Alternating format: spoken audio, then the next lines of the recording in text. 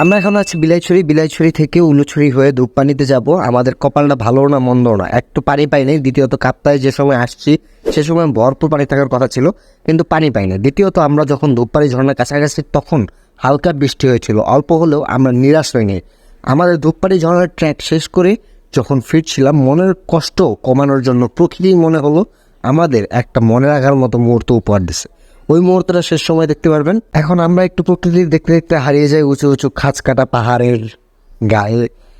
দেখতে দেখতে চলে গেছে বিলাইছড়ি জোনের আর্মি ক্যাম্পে। ভিডিও করা নিষেধ ছিল, আর ভিডিও করার দুঃসাহসও করতে গেলাম না। আমাদের গ্রুপটার ফটোশুট শুরু করলাম। ছবি তুলতে গিয়ে ওয়েদারের প্রেমে পড়ে যাওয়ার মতো অবস্থা। দিন শেষে প্রকৃতির মাঝে হারিয়ে যেতে যাওয়ার প্রবল ইচ্ছাটা মনে হচ্ছে এবার পূরণ হতে চলল। এভাবে এগোতে থাকলাম।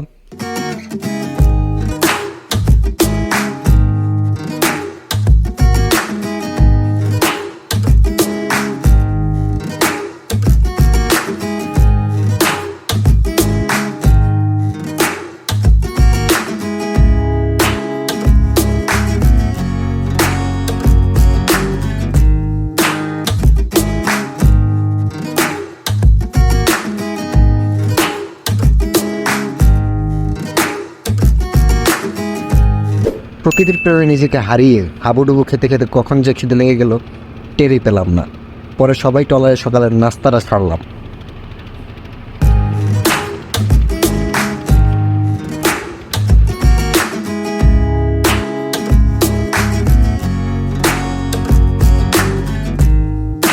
তো প্রকৃতি দেখতে দেখতে ভুলে গেছিলাম যে নদীতে পানি নাই। আমাদের টনক তখনই নড়লো যখন টলার বালি মাটিতে আটকে গেল। টলারের লোকেরা দুইজন মিলে টেনেও এগিয়ে নিতে পারছে না।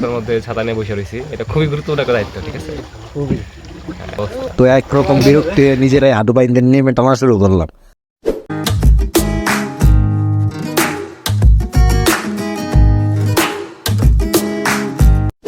টলার থেকে নেমে আমরা গাইড না নেওয়ার ধান্দা করি। আমাদের হোস্ট ছিল অভিজ্ঞ একজন পার্সন, এই জন্য গাইড নিতে চাচ্ছিলাম না। কিন্তু দিন শেষে এমন একটা পর্যায়ে আসে গাইড না নিলেও টাকা, নিলেও টাকা।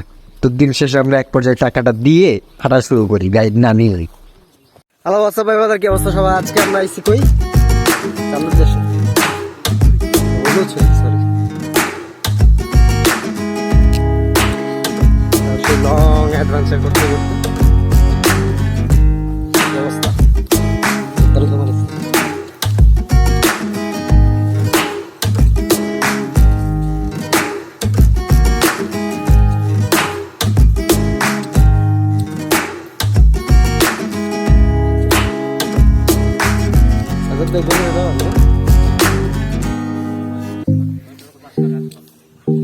সার বই পার না ভাবি বেটা না ভাইডি হ্যাঁ ভাই।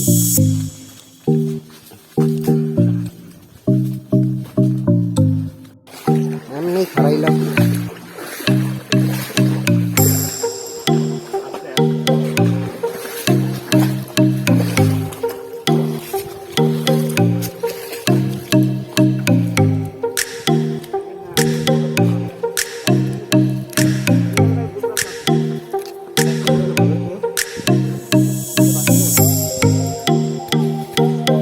লইলে ভাই এতক্ষণ লইয়া লইতে, এতক্ষণ দাঁড়া ডিসিশন নিয়ে নিবেন না। এই যে আমি একটা লইয়া লইছি না কোনো মতে, ওই তো বাসে ছোট ভাই।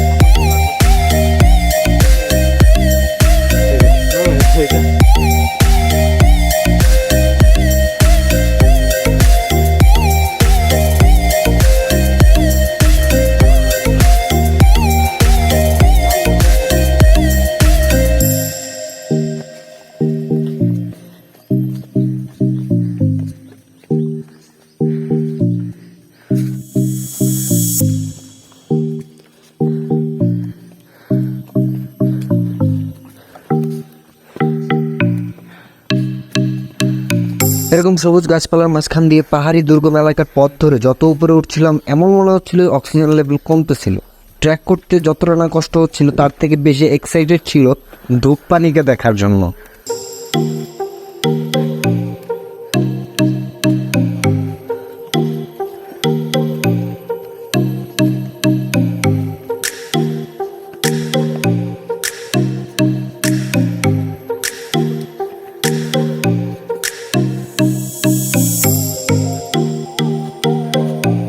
বৃষ্টি পড়তেছে।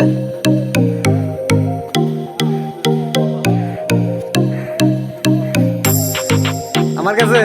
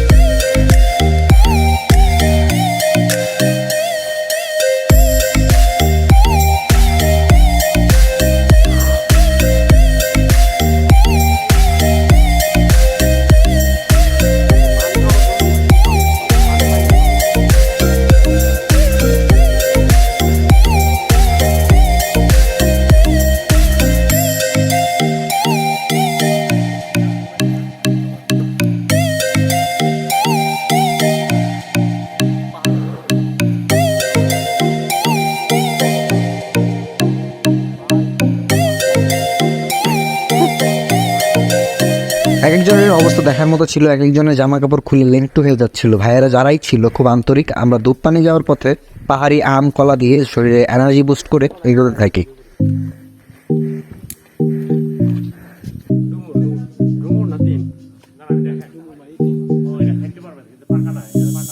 পাকা আমরা রাস্তায় ফেলা আসছি। ওই যে এই যে পাকা, এই যে লাল একটা, এই জায়গা একটা, ওই জায়গা একটা,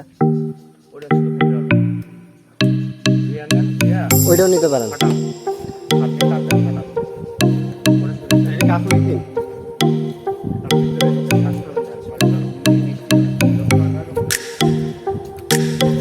আমরা তো একবার টকটকে একটা ফালা একটু পড়ে গেছে গা।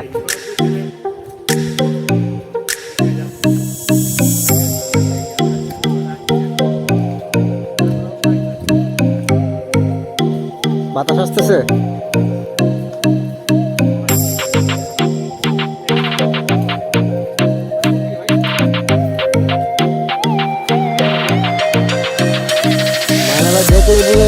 পানি থাকে কি অবস্থা হয়।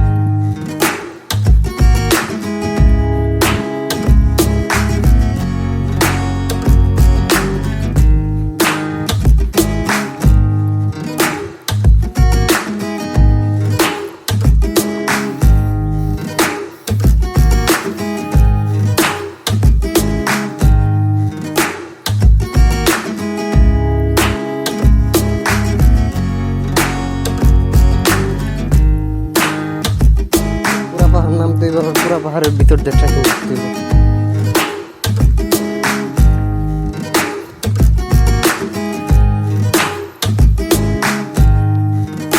এক পর্যায়ে দুপানি ঝর্ণার কাছাকাছি চলে আসছি। এর আগে দড়ি ধরে আর্মি ট্রেনিং করা লাগে একটু। পাহাড়ি পথগুলো একটু দুর্গম এবং একটু হোঁচট খেলেই কামসারা আকাশ ভরা তারা। এখানে এমন একটা অবস্থা যে একজনের জানা তার নিজের হাতেই, অন্যজন টেকেল দেওয়ার মতো পরিস্থিতি থাকে না। পাহাড়ের কিছুদিন আগে রাফি ভাই অভিজ্ঞ এবং পাহাড়ের প্রেমী অন্যতম ট্রাভেলারের গল্প সবারই জানা। পাহাড়ের বুকে জড়িয়ে অমর হয়ে থাক এবং পাহাড় প্রেমিকদের হৃদয়ে।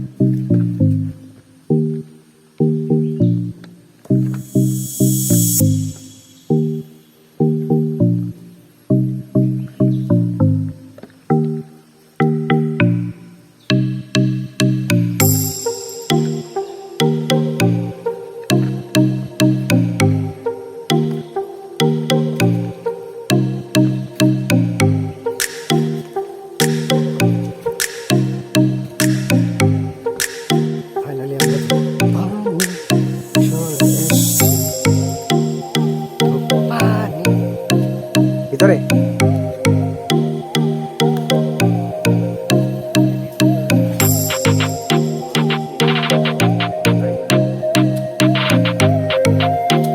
আমরা কি আর যাবো না?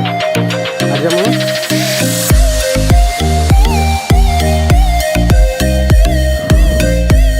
আড়াই থেকে 3 ঘন্টা ট্র্যাক করে আমরা দুপানিতে পৌঁছাই এবং 1 থেকে 1.5 ঘন্টা সময় থেকে আমরা আবার ব্যাক করি, কারণ আমাদের 2টা আর্মি ক্যাম্পের চেকপোস্ট রিপোর্টিং করতে হবে 4:30টার মধ্যে। উলুছড়ি ছাড়তে হবে, কারণ আমরা as a traveller, as a tourist যেটাই বলেন না কেন, যে হিসাবে যাই, একটা ধরা বাঁধা সময়ের মধ্যে ব্যাক করতে হয়, কারণ অনেক ডাকাত দস্যু ওদের আনাগোনা সন্ধ্যার পরই হয়। এখন এগুলো কমে গেছে। আগে এমনও কাহিনী হয়েছে যে গলা কেটে ফেলে দিচ্ছে ওই দুর্গম এলাকা। এ কারণে আমাদের সেফটির কথা চিন্তা করে আমাদের সময় মতো চলে আসতে হয়।